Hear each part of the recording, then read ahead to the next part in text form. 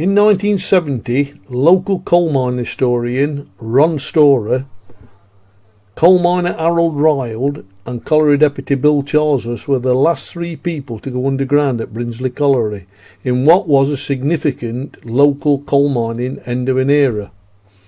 The shafts at Brinsley had been kept open for ventilation purposes and mine water pumping, with the shafts having been closed for winding purposes since 1967. By 1970 it was surplus to National Coal Board requirements following the late 1960s reorganisation, which saw Selston Colliery at Underwood connected underground with Pyle Colliery at Jacksdale to form the Pyle Complex. The old roadways and underground stables they witnessed on this iconic visit would have been familiar to Arthur Lawrence, father of author and poet D.H. Lawrence, who was a butty mining contractor at the colliery from the 1870s to circa 1910. Mining artefacts discovered on the visit included an old wooden sledge, a tallow candle and an old spot lamp. The Brinsley wooden tandem headstocks were preserved and re-erected at what was then the National Coal Mining Museum for England at Lound Hall near Retford, Nottinghamshire. The headstocks featured in a 1981 NCB mining review film about the adjacent Lound Hall NCB training centre. Following the closure of the Lound Hall Mining Museum in 1989, the headstocks were returned to the Brinsley site in 1991 to fit in with the coal mining and general D.H. Lawrence heritage theme of the Eastwood area.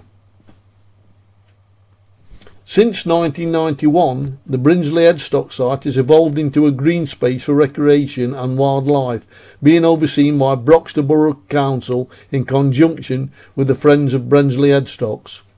Prior to the coronavirus pandemic of 2020-22, the Friends of Brinsley Headstocks ran an annual festival each year in September. It was at this location that the Requiem for Nottinghamshire Coal event took place on the 9th of August 2015 to commemorate the end of deep coal mining in Nottinghamshire. The last colliery, Thoresby at Edwinstowe, had closed on the 10th of July 2015, bringing to an end deep coal mining in the county after several hundred years. Following songs and readings at Brinsley Headstocks, a crowd followed three former coal miners, all dressed in periodic coal mining togs, pit dirt and all, for the symbolic walk from the pit site to the breach house, the Lawrence's second Eastwood home, which was fictionalised as the Bottoms in the 1913 novel Sons and Lovers. This was a walk which Arthur Lawrence would have been familiar with, and his love of nature from walks like this influenced the young D.H. Lawrence and later featured in much of his literary work.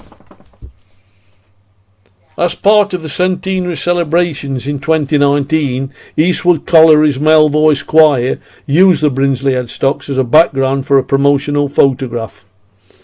In September 2019, a centenary concert, Every Man Was Singing, took place at Nottingham's Albert Hall, where the choir were joined by the Mansfield and Pye Hill male voice choirs and the Newstead Colliery Brass Band. Also in 2019, the Brinsley Headstock site featured in the Knots TV series Discovering Knots, in a documentary presented by Professor Martin Bennett about D.H. Lawrence, the various literary and heritage links to him around the Eastwood area. Dr. David Amos, a local coal mining historian, academic and former coal miner, featured in the programme. For more information on the Brinsley Headstock site, go to the Friends of Brinsley Headstocks website at www.brinsleyheadstocks.org.